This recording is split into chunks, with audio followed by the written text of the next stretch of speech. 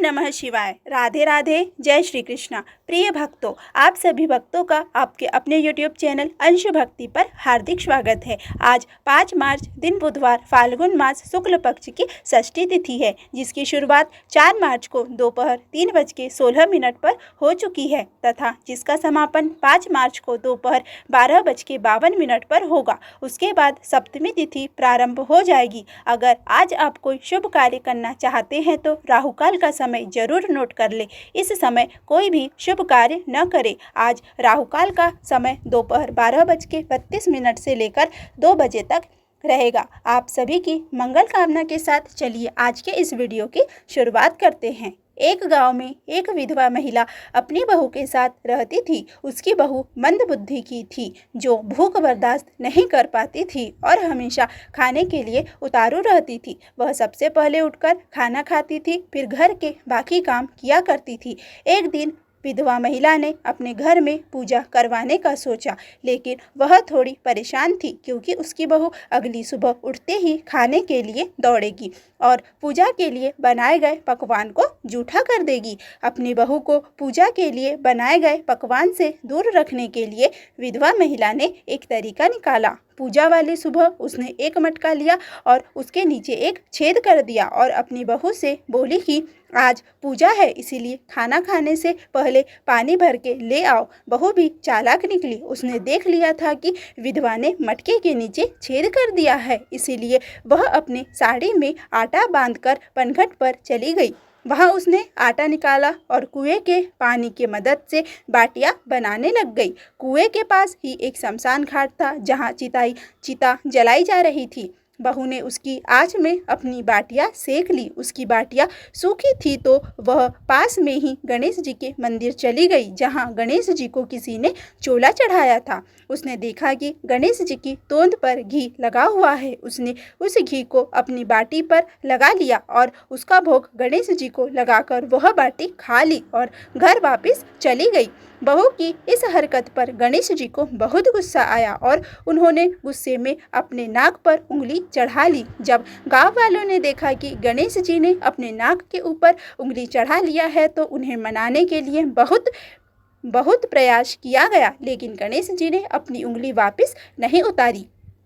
जब यह बात वहाँ के राजा को पता चली तो राजा ने बड़े बड़े पंडितों और ज्योतिषियों को बुलवाया और हवन करवाया, लेकिन गणेश जी फिर भी नहीं माने। सब बहुत चिंतित थे। राजा ने पूरे गांव में यह ऐलान करवा दिया था कि जो भी इंसान गणेश जी की नाक पर से उंगली हटाने में सफल होगा, उसे इनाम के तौर पर 5 गाँव दिया जाएगा। गाँव के सभी लोग गणेश जी को मनाने में लग गए, लेकिन गणेश जी माने ही नहीं और अपनी उंगली चढ़ाए रखे। अंत में विधवा महिला की बहू बोली कि अगर सब उसे आज्ञा दे तो वह गणेश जी की उंगली हटा सकती है। उसकी बात सुनकर विधवा हंसने लगी और बोली कि जब बड़े बड़े विद्वान कुछ नहीं कर पाए तो वह कैसे गणेश जी को मना पाएगी। किसी ने बोला कि जब सब लोगों को मौका मिला है तो उसे भी एक मौका मिलना चाहिए। फिर सभी लोग बहू को एक मौका देने के लिए मान गए, लेकिन बहू ने एक शर्त रखी। उसने कहा कि उसके घर से लेकर मंदिर तक पर्दा बांधा जाए। सब लोगों ने सोचा कि इतना कुछ तो हो ही चुका है तो पर्दा बांधने में क्या जाता है। बहू के कहे अनुसार उसके घर से लेकर मंदिर तक पर्दा लगाया गया। बहू ने अपना दिमाग लगाया और वह अपने पेटीकोट में मोगरी छिपाकर मंदिर चली गई। मंदिर जाकर उसने गणेश जी से बोला कि मैंने आपके तोंद से जरा सा घी क्या ले लिया, आपने अपने नाक पर उंगली चढ़ा ली। अब नाक पर से उंगली हटा दो या एक मोगरी की अभी आपके टुकड़े टुकड़े हो जाएंगे। बहू की यह चेतावनी सुनकर गणेश जी थोड़ा डर गए और उन्होंने सोचा कि यह तो पूरी पागल है, कहीं सच में यह मुझे मोगरी ना मार दे। गणेश जी ने बिना सोचे समझे अपनी नाक पर से उंगली हटा ली, जिसे देखकर गांव वाले खुश हो गए और बहू का जय जयकारा करने लगे। राजा के ऐलान के मुताबिक बहू को 5 गांव इनाम में दिए गए। यह कथा सुनकर लोग गणेश भगवान से यह मांगते हैं कि वह भी उस बहू की तरह सबकी बात मान जाए और उनकी मनोकामना पूरी करे। बोलिए गणेश जी महाराज की जय। ओम नमः शिवाय। किसी गांव में सुशीला नाम की एक शिव भक्त महिला अपने परिवार के साथ रहा करती थी। सुशीला दयावान, धर्मपरायण, संस्कारी, ईमानदार तथा शिव भक्त महिला थी। उसकी भगवान शिव के प्रति गहरी आस्था थी। वह एक दिन भगवान शिव के पूजन के बिना नहीं रह सकती थी। वह प्रतिदिन भगवान शंकर को एक लोटा जल, एक बिल्वपत्र और चंदन अर्पित करती थी। उसके बाद ही वह भोजन आदि ग्रहण करती थी। सुशीला के परिवार में उसके सास ससुर, देवर, देवरानी तथा सुशीला का पति शामिल था। सुशीला का घर जिस मोहल्ले में था वहीं भगवान शिव का एक मंदिर भी था, जहां मोहल्ले के सभी लोग भगवान शिव को जल चढ़ाने आते थे। सुशीला भी उसी मंदिर में भगवान शिव को जल चढ़ाने आती थी। सुशीला भगवान शिव की भक्ति में इतनी लीन थी कि उसे सही गलत कुछ भी समझ नहीं आता था। एक दिन सुशीला के पीरियड्स आ जाते हैं। ऐसी धार्मिक मान्यता है कि पीरियड्स के दौरान 7 दिनों तक भोलेनाथ को छूना नहीं चाहिए, किंतु सुशीला यदि एक दिन भी भगवान शिव की पूजा नहीं करती थी तो वह तड़प उठती थी। पीरियड्स वाले दिन भी सुशीला एक लोटा गंगा जल लेकर बिल्वपत्र तथा चंदन को साथ लेकर भोलेनाथ के मंदिर चली गई, किंतु यह बात सुशीला की देवरानी ने मंदिर के पंडित जी को जाकर बता दी। यह बात सुनकर पंडित जी ने मोहल्ले के कुछ लोगों को अपने साथ लेकर सुशीला से कहा, सुशीला, तुम मासिक धर्म के समय शिवलिंग पर जल नहीं चढ़ा सकती। इसकी शास्त्रों में सख्त मनाही है। हम तुम्हें यह नहीं करने देंगे। सभी लोग मिलकर जोर जोर से हंसने लगे। हाँ, हम यह नहीं करने देंगे। तब सुशीला ने सोचा, भगवान शिव का संबंध भक्त के मन से होता है, शरीर से नहीं। यदि मन शुद्ध हो तो मुझे भगवान शिव का आशीर्वाद जरूर प्राप्त होगा। यह निश्चय कर वह अपने घर वापस लौट आती है और मिट्टी से पार्थिव शिवलिंग का निर्माण कर उसी पार्थिव शिवलिंग पर पूजा अर्चना करती है। अब वह प्रतिदिन ऐसे ही भगवान शिव का पूजन करती है। मोहल्ले में सभी लोग सुशीला के बारे में बातें करते हैं कि यह तो घोर पापी है, जो महावारी के समय भी भगवान शिव का पूजन करती है। इसे तो नर्क की यातना भोगना होगा। सभी मोहल्ले वालों की बात सुनकर सुशीला को बहुत दुख होता है, किंतु वह अपनी भक्ति सिद्ध करना चाहती थी, इसीलिए वह सब कुछ चुपचाप सहन करती थी और अपना मन भगवान शिव की भक्ति में लगाती थी। एक दिन भगवान शिव ने सोचा, क्यों ना अपने इस परम भक्त की परीक्षा ली जाए, जो मेरे लिए इतना सब कुछ सहन कर रही है। तब भगवान शंकर एक पुजारी का रूप धारण कर सुशीला के ही मोहल्ले में आए और कहने लगे, यहाँ कोई अपवित्र महिला महावारी के समय में भी भगवान शिव का अभिषेक कर रही है। फलस्वरूप आप सभी लोगों को भारी संकट का सामना करना पड़ेगा। तब मोहल्ले के सभी लोग सुशीला के बारे में बातें बताते हैं और कहते हैं कि हम सुशीला को यहाँ नहीं रहने देंगे, उसे हम मोहल्ले से निकाल देंगे। तब सुशीला कहती है कि मैंने भगवान शिव का पूजन सच्चे मन से किया है, मैंने कोई पाप नहीं किया है। तब पुजारी का रूप धारण किए हुए भगवान शंकर ने कहा कि यदि यही सत्य है तो तुम अपनी भक्ति सिद्ध कर बताओ। यदि तुम्हारी भक्ति में इतनी शक्ति है तो तुम भगवान शिव को बुलाकर बताओ। तब सुशीला ने सच्चे मन से भगवान शिव का स्मरण किया, किंतु भगवान शिव नहीं आए। तब सुशीला ने कहा कि हे प्रभु, आज आप यदि मेरी भक्ति की लाज नहीं रखेंगे तो मैं अपने प्राण त्याग दूंगी। यह कहती हुई सुशीला ने जहर की बोतल खोली और पी ली। अपने भक्त की भक्ति से प्रसन्न होकर भगवान शिव पुजारी से असली रूप में आ गए और सुशीला को पुनः जीवन दान दिया और कहा, यदि भक्त सच्चे मन से मेरा पूजन करता है, चाहे वह किसी भी समय हो, मैं अवश्य प्रसन्न होता हूँ। नियम और कानून मनुष्य ने अपनी सुविधा के लिए बनाया है और भगवान शिव अंतर्ध्यान हो गए। गांव में सब लोग सुशीला की जय जयकार करने लगे। बोलिए उमापति महादेव की जय। प्रिय भक्तों, यदि सुशीला की यह कथा आपको अच्छी लगी हो तो कमेंट में हर हर महादेव जरूर लिखें। अब हम आगे फाल्गुन मास महात्म की कथा का श्रवण करेंगे। सूत जी बोले, हे द्विजो, जिस प्रकार शिवजी तीनों लोकों में लिंग रूप में पूजनीय हुए, उस वृत्तांत को मैंने प्रीतिपूर्वक बता दिया। अब आप लोग और क्या सुनना चाहते हैं? ऋषिगण बोले, हे प्रभो, आप अंधकेश्वर लिंग की महिमा का वर्णन कीजिए तथा इसी प्रसंग में अन्य शिवलिंगों की महिमा भी प्रीतिपूर्वक कहिए। सूत जी बोले, हे महर्षियों, पूर्व समय में समुद्र के गर्त का आश्रय लेकर निवास करते हुए देवशत्रु अंधक नामक दैत्य ने त्रैलोक्य को अपने वश में कर लिया था। वह अत्यंत पराक्रमशाली दैत्य उस गर्त से निकलकर प्रजाओं को पीड़ित करने के पश्चात पुनः उसी गर्त में प्रवेश कर जाता था। हे मुनीश्वरों, तब दुखी होकर समस्त देवताओं ने बारंबार भगवान शिव की प्रार्थना करते हुए उनसे अपना सारा दुख निवेदन किया।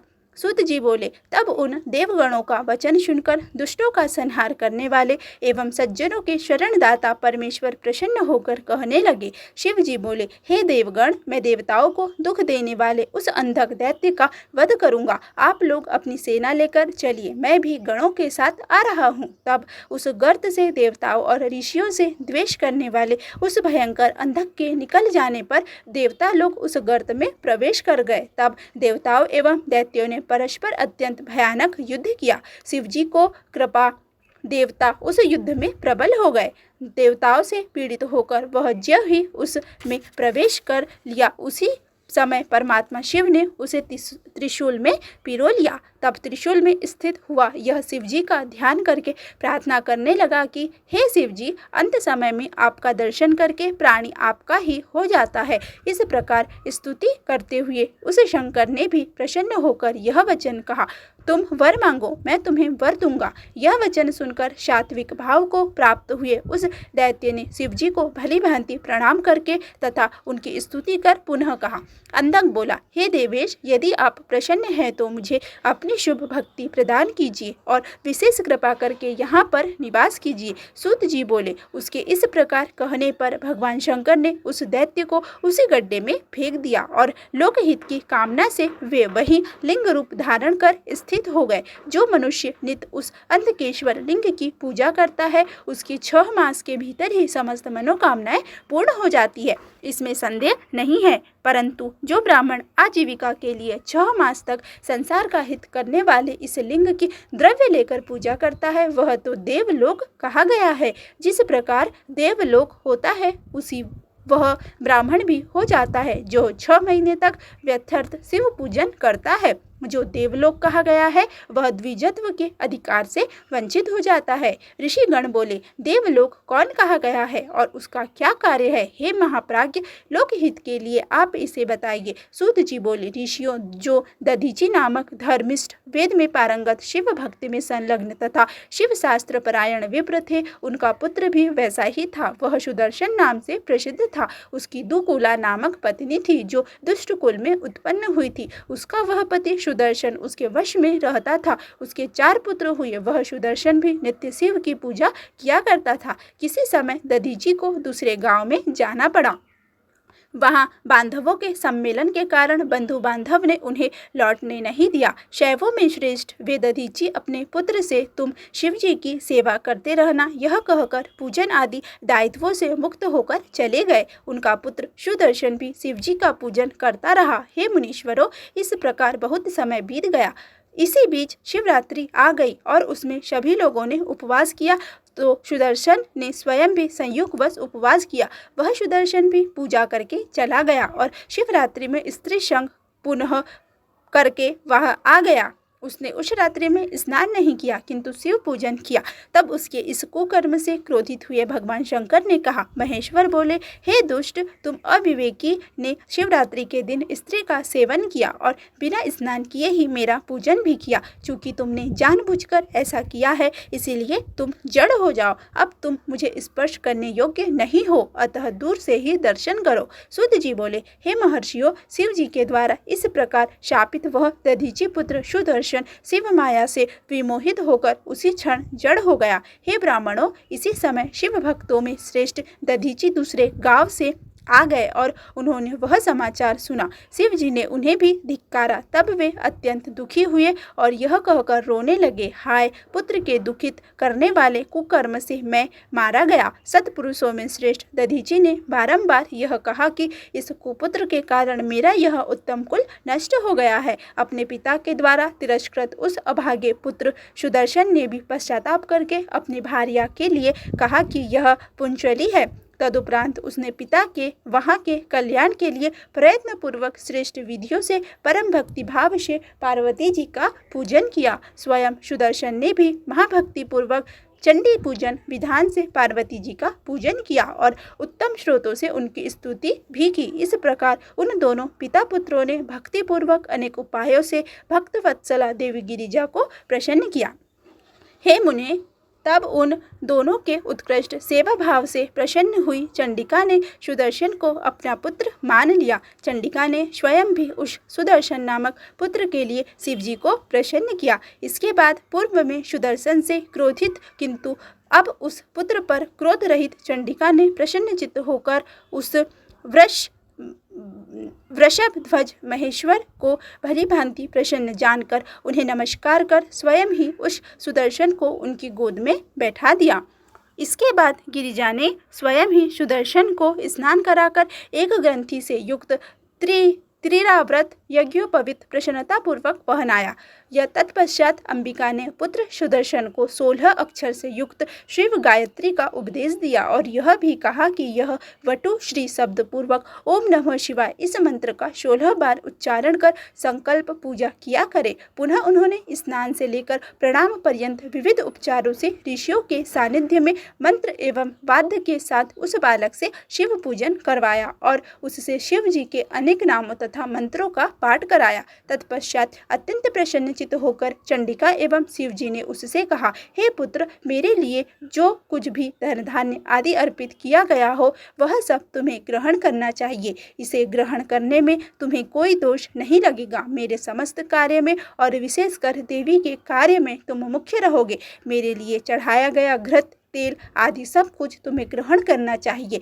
जब प्रजापति होने लगेगा तब उसमें तुम अकेले ही मुख्य होंगे और तभी पूजा पूर्ण होगी, अन्यथा सब पूजा निष्फल हो जाएगी। तुम सर्वदा वर्तुलाकार तिलक लगाना, स्नान करना, शिव संध्या करना और शिव गायत्री का जप करना। सबसे पहले मेरी सेवा करके तुम कुलोचित अन्य कार्य करना। यह सब किए जाने पर तुम्हारा कल्याण होगा। मैंने तुम्हारे समस्त दोष क्षमा कर दिए। सूत जी बोले। ऐसा कहकर परमात्मा शिव ने उसके चारों बटुक पुत्रों को चारों दिशाओं में अभिषिक्त कर दिया। तब भगवती चंडी पुत्र सुदर्शन को अपने निकट बैठाकर उसके पुत्रों को अनेक प्रकार के वर देकर शिक्षा देने लगी। देवी बोली, 2 चक्रव्यूहों के युद्ध में जिस ओर मेरा बटुक होगा उसकी सदा विजय होगी, इसमें संदेह नहीं करना चाहिए। हे पुत्र, जिसने तुम्हारी पूजा की उसने मानो मेरी पूजा कर ली। तुम सभी को अपना कर्म सदा करते रहना चाहिए।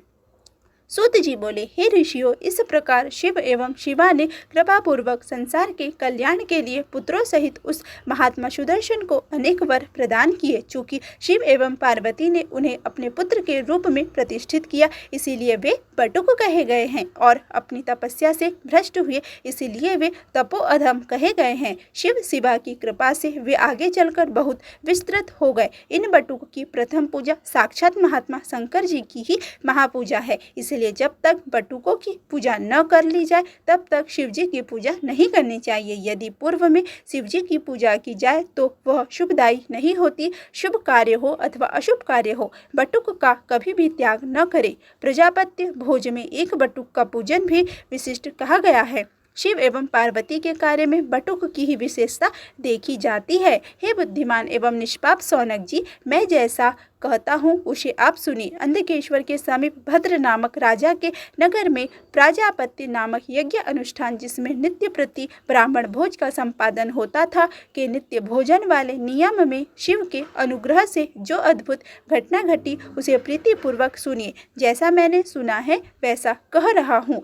भगवान सदाशिव ने प्रसन्न होकर उस भद्र नामक राजा को एक ध्वज प्रदान किया। उसके अनंतर देवादिदेव सदाशिव ने कृपापूर्वक उस राजा से कहा, हे राजन, जिस दिन तुम्हारा प्रजापति यज्ञ पूर्ण होगा उस दिन प्रातःकाल यह बंधी हुई ध्वजा बढ़ेगी और रात्रि में गिर जाएगी। यदि तुम्हारी पूजा में कोई त्रुटि होगी तो यह ध्वजा रात्रि काल में भी स्थिर रहेगी। इतना कहकर राजा से संतुष्ट हुए कृपानिधि शंकर अंतर्ध्यान हो गए। हे महामुने, उस राजा का वैसा ही नियम चलता रहा। वह शिव पूजा के विधान के अनुसार नित्य प्रति प्रजापत्य का अनुष्ठान करने लगा। जब कार्य पूर्ण हो जाता तो प्रातः काल ध्वजा स्वयं बढ़ जाती और सायंकाल गिर जाती। किसी समय ब्राह्मण भोजन के बिना ही बटुकों की पूजा पहले हो गई और वह ध्वजा गिर गई। यह देखकर राजा ने पंडितों से पूछा, ब्राह्मण लोग यहाँ भोजन कर रहे हैं किंतु यह ध्वज नहीं उठा। हे ब्राह्मणों, वह ध्वज क्यों गिर पड़ा? आप लोग सत्य है, सत्य कहिए। तब इस प्रकार पूछे जाने पर पंडित वर ब्राह्मणों ने कहा, हे महाराज, ब्रह्म भोज में चंडीपुत्र बटुक को पहले ही भोजन करा दिया गया। इससे शिव जी संतुष्ट हो गए, इसीलिए ध्वजा गिर गई। तब यह सुनकर वह राजा और अन्य लोग भी चकित हो गए और प्रशंसा करने लगे। इस प्रकार शिव जी ने स्वयं ही उन बटुक की महिमा बढ़ाई। इसीलिए प्राचीन विद्वानों ने बटुकों को श्रेष्ठ कहा। अतः बटुकों के द्वारा ही शिव जी की उत्तरायणा करवानी चाहिए, अन्यथा पूजा सफल नहीं होती। शिव जी के वचन अनुसार इसमें दूसरों का अधिकार नहीं है, उन्हें ही उत्तरायणा करनी चाहिए, तभी पूजा पूर्ण होगी। केवल इतना ही उनका कार्य है, कोई दूसरा कार्य नहीं है। हे मुनीश्वरों, आप लोगों ने जो पूछा था वह सब मैंने कह दिया। इसे सुनकर मनुष्य शिव पूजा का फल प्राप्त करता है। ऋषिगण बोले, हे सूत जी, अब आप ज्योतिर्लिंगों में महात्मा तथा उनकी उत्पत्ति का वर्णन कीजिए। जैसा आपने सुना है वह सब बताइए। सूत जी बोले, हे ब्राह्मणों, मैं उनके महात्मा एवं उनकी उत्पत्ति के विषय में जैसा कि मैंने अपने सद्गुरु से सुना है संक्षेप में अपनी बुद्धि के अनुसार कहता हूँ, आप लोग श्रवण करें। हे मुनिश्रेष्ठों, सैकड़ों वर्षों में भी इनके महात्मा का वर्णन नहीं किया जा सकता, फिर मैं भी आप लोगों को बता रहा हूँ। उनमें सोमनाथ प्रथम कहे गए हैं। हे मुने, सबसे पहले उन्हीं का महात्मा सावधानी पूर्वक सुनिए। हे मुनीश्वरों, महात्मा दक्ष ने अपनी अश्विनी आदि 27 कन्या का विवाह चंद्रमा से कर दिया। वे चंद्रमा को अपने पति के रूप में प्राप्त कर अत्यधिक शोभित हुई और चंद्रमा भी उन्हें प्राप्त कर निरंतर शोभित होते थे। जैसा कि वर्ण से मणि सुशोभित होती है और मणि से सुवर्ण सुशोभित होता है, उसके तदंतर कालक्रम में उनके साथ जो हुआ उसको सुनिए। चंद्रमा की सभी पत्नियों में जो रोहिणी नाम वाली कही गई है वह उन्हें जितना अधिक प्रिय थी उतना अन्य कोई भी नहीं थी। तब अन्य कन्याएं दुखी होकर अपने पिता की शरण में गई। वहां जाकर उन सब ने जो दुख था उसे निवेदन किया। हे ब्राह्मणों, यह सुन वे दक्ष बहुत दुखी हुए। उसके बाद चंद्रमा के पास आकर उन्होंने शांतिपूर्वक यह वचन कहा। दक्ष बोले, हे चंद्रमा, आप उत्तम कुल में उत्पन्न हुए हैं। सभी आश्रितों के प्रति तो समान व्यवहार करना उचित है, पर आपका विषम व्यवहार क्यों है? अब तक आपने जो कुछ भी किया सो किया, किंतु पुनः ऐसा व्यवहार न करें। विषम व्यवहार नरक देने वाला कहा गया है। सूत जी बोले, दक्ष अपने दामाद चंद्रमा से इस प्रकार प्रार्थना कर निश्चिंत हो अपने घर चले गए। चंद्रमा ने दक्ष की बात नहीं मानी, क्योंकि वे शिव माया के प्रभाव से विमोहित थे, जिससे यह जगत मोहित हो रहा है।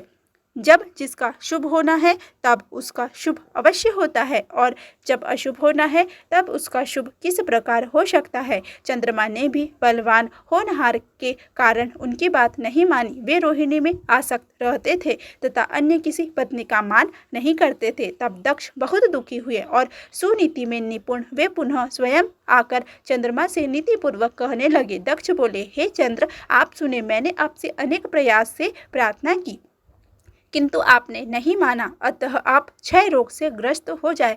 सूत जी बोले, उनके इस प्रकार कहने पर चंद्रमा उसी समय क्षय रोगी हो गए। तब उनके क्षीण होते ही महान हाहाकार मच गया। हे मुने, उस समय सब देवता एवं ऋषि, हाय अब क्या करना चाहिए? चंद्रमा का कल्याण किस प्रकार होगा? ऐसा कहते हुए दुखित तथा व्याकुल हो गए। चंद्रमा ने इंद्र आदि सभी देवताओं तथा वशिष्ठ आदि ऋषियों से यह सब बताया। तब सभी लोग ब्रह्मा जी की शरण में गए। मुने, उस समय वहां जाकर अति व्याकुल हुए देवगण एवं ऋषियों ने ब्रह्मदेव को प्रणाम करके उनकी स्तुति कर वह सारा समाचार निवेदित किया। ब्रह्मा भी उनकी बात सुनकर अत्यंत आश्चर्यचकित हो शिव माया की प्रशंसा कर उन्हें सुनाते हुए कहने लगे। ब्रह्मा जी बोले, अहो, सारे संसार को दुख देने वाला यह महान कष्ट उपस्थित हुआ है। चंद्रमा तो सदा से ही दुष्ट है और दक्ष ने भी इसे श्राप दे दिया है। दुष्ट चंद्रमा ने और भी अनेक दुष्कर्म किए हैं। हे देवताओं तथा ऋषियों, आप लोग चंद्रमा का पुरातन कृत्य सुनिए। इस दुष्ट ने बृहस्पति के घर जाकर उनकी पत्नी तारा का अपहरण किया था। उसके बाद वह दैत्यों से जाकर मिल गया और उनके पक्ष में होकर देवताओं से युद्ध भी किया। जब मैंने और अत्रि ने चंद्रमा को मना किया तब उसने तारा को उन्हें लौटा दिया। उसे गर्भवती देखकर बृहस्पति ने कहा, मैं इसे ग्रहण नहीं करूंगा। इसके बाद हम लोगों ने बृहस्पति को ऐसा करने से रोका। तब बड़ी कठिनाई से उन्होंने तारा को स्वीकार किया। बृहस्पति ने पुनः कहा कि मैं इसे तभी ग्रहण करूंगा जब यह गर्भ का परित्याग करेगी। हे महर्षियों, तब मैंने तारा का गर्भ त्याग कराया। मैंने उससे पुनः पूछा कि यह किसका गर्भ है। तब उसने कहा कि यह गर्भ चंद्रमा का है। इसके बाद बृहस्पति ने मेरे कहने पर उस तारा को ग्रहण किया। इस प्रकार के अनेक दुष्ट कर्म चंद्रमा के हैं। उनका वर्णन मैं पुनः किस प्रकार करूं? वह आज भी वैसा ही क्यों कर रहा है? अब जो होना था वह तो पहली भांति हो गया। अब वह तो कभी अन्यथा होने वाला नहीं है। अब मैं आप लोगों को उत्तम उपाय बता रहा हूँ, आदर पूर्वक सुनिए। चंद्रमा कल्याणकारी प्रभास क्षेत्र में देवताओं के साथ जाए और वहां मृत्युंजय विधान से शिव आराधना करे। शिवलिंग को सामने स्थापित कर चंद्रमा प्रतिदिन तपस्या करे। तब प्रसन्न हुए शिव जी उसे क्षय रोग से ग्रस्त कर देंगे। सूत जी बोले, हे महर्षियों, उन ब्रह्मा की यह बात सुनकर वे देवता तथा ऋषि लौटकर वहां आए जहां दक्ष तथा चंद्रमा स्थित थे। इसके बाद उन सभी देवताओं तथा ऋषियों ने दक्ष को आश्वासन देकर तथा चंद्रमा को अपने साथ ले करके प्रभास तीर्थ में जाकर सरस्वती आदि श्रेष्ठ तीर्थ का आवाहन करके मृत्युंजय मंत्र द्वारा पार्थिव वाचन विधि से शिव जी की आराधना की। उसके बाद विशुद्ध अंतःकरण वाले वे सभी देवता तथा ऋषि चंद्रमा को प्रभाव क्षेत्र में छोड़कर प्रसन्नता पूर्वक अपने अपने धाम को चले गए। चंद्रमा ने निरंतर 6 मास तक तप किया और मृत्युंजय मंत्र से वृषभ ध्वज का पूजन किया। स्थिर चित्त होकर चंद्रमा 10 करोड़ की संख्या में उस मृत्युंजय मंत्र का जप करके तथा मंत्र स्वरूप भगवान मृत्युंजय का ध्यान करते हुए वहां स्थित रहे। तब उन्हें देखकर भक्त वत्सल भगवान शिव प्रसन्न हो गए और प्रकट होकर अपने भक्त चंद्रमा से कहने लगे। शंकर बोले, हे चंद्र, तुम्हारा कल्याण हो। तुम्हारे मन में जो भी अभिलाषा हो वह वर मांगो। मैं तुम पर प्रसन्न हूँ। मैं तुम्हें संपूर्ण उत्तम वर प्रदान करूँगा। चंद्र बोले, हे देवेश, यदि आप मुझ पर प्रसन्न है तो मेरा कौन सा कार्य असाध्य रह सकता है। फिर भी हे शंकर, मेरे शरीर के 6 रोगों को दूर कीजिए। आप मेरा अपराध क्षमा करें और निरंतर कल्याण करें। उनके ऐसा कहने पर शिव जी ने यह वचन कहा। शिव जी बोले, हे चंद्र, एक पक्ष में तुम्हारी एक एक कला प्रतिदिन क्षीण होगी और पुनः दूसरे पक्ष में क्रमशः वह कला निरंतर बढ़ेगी। सूत जी बोले, हे द्विजो, चंद्रमा के ऐसा वरदान प्राप्त कर लेने पर हर्ष से परिपूर्ण चित्त वाले सभी देवता और ऋषि वहां पर शीघ्र आए। वहां उन्होंने चंद्रमा को आशीर्वाद दिया और शिवजी को प्रणाम करके हाथ जोड़कर आदरपूर्वक उनसे प्रार्थना की। देवता बोले, हे देव, हे महादेव, हे परमेश, आपको नमस्कार है। हे शंभो, हे स्वामिन, पार्वती सहित आप यहाँ स्थिर हो जाइए। सूत जी बोले, तब पूर्व में निराकार भगवान शिव चंद्रमा के द्वारा उत्तम भक्ति से स्तुति किए जाने पर पुनः साकार हो गए। देवताओं पर प्रसन्न होकर वे शंकर उस क्षेत्र के महात्म वर्धन के लिए तथा चंद्रमा के यश के विस्तार के लिए वहाँ उन्हीं के नाम पर तीनों लोकों में सोमेश्वर नाम से विख्यात हुए। हे द्विजो, वे पूजन करने से क्षय, कुष्ठ आदि रोगों का विनाश करते हैं। ये चंद्रमा धन्य है, ये कृतकृत्य है जिनके नाम से स्वयं जगन्नाथ शंकर जी धरातल को पवित्र करते हैं, यहाँ स्थित हुए। वहीं पर देवताओं ने चंद्रमा के नाम से चंद्रकुंड की स्थापना की, जहाँ शिव तथा ब्रह्मा का सम्मिश्रित निवास माना गया है। पृथ्वी पर प्रसिद्ध वह चंद्रकुंड समस्त पापों का नाश करने वाला है। जो मनुष्य वहाँ स्नान करता है वह सभी पापों से मुक्त हो जाता है। उस कुंड में 6 मास तक निरंतर स्नान करने से क्षय आदि जो भी असाध्य रोग है वे सभी नष्ट हो जाते हैं। प्रभास तीर्थ की परिक्रमा करके शुद्धात्मा मनुष्य पृथ्वी की परिक्रमा करने से होने वाला फल प्राप्त करता है और मरने पर स्वर्ग में प्रतिष्ठा प्राप्त करता है। सोमेश्वर लिंग का दर्शन कर मनुष्य संपूर्ण पापों से मुक्त हो जाता है और मन वांछित अभिष्ट फल प्राप्त कर मरने के पश्चात स्वर्ग को प्राप्त होता है। मनुष्य जिस जिस फल को उद्देश्य करके इस उत्तम तीर्थ का सेवन करता है वह उस फल को अवश्य प्राप्त करता है, इसमें संशय नहीं है। सोमेश्वर के उस प्रकार के फल को देखकर वे देवता एवं ऋषिगण प्रीति पूर्वक शिव जी को नमस्कार कर क्षय रोग रहित चंद्रमा को लेकर उस तीर्थ की परिक्रमा करके उसकी प्रशंसा करते हुए अपने अपने धाम को चले गए और चंद्रमा भी अपना पुरातन कार्य करने लगे। हे मुनीश्वरों, इस प्रकार मैंने सोमेश्वर की उत्पत्ति का वर्णन कर दिया है। सोमेश्वर लिंग इसी प्रकार प्रकट हुआ था। जो मनुष्य सोमेश्वर लिंग की उत्पत्ति को सुनता है अथवा दूसरों को सुनाता है उसकी सारी मनोकामनाएं पूर्ण हो जाती है और वह सभी प्रकार के पापों से मुक्त हो जाता है। प्रिय भक्तों, आज का अध्याय यहीं पर समाप्त हुआ। इसके आगे की कथा हम अगले अध्याय में श्रवण करेंगे। यदि आज की यह कथा आपको अच्छी लगी हो तो प्लीज़ वीडियो को लाइक करें, वीडियो को ज़्यादा से ज़्यादा शेयर करें तथा चैनल पर पहली बार आए हैं तो चैनल को सब्सक्राइब करना बिल्कुल भी ना भूलें। धन्यवाद।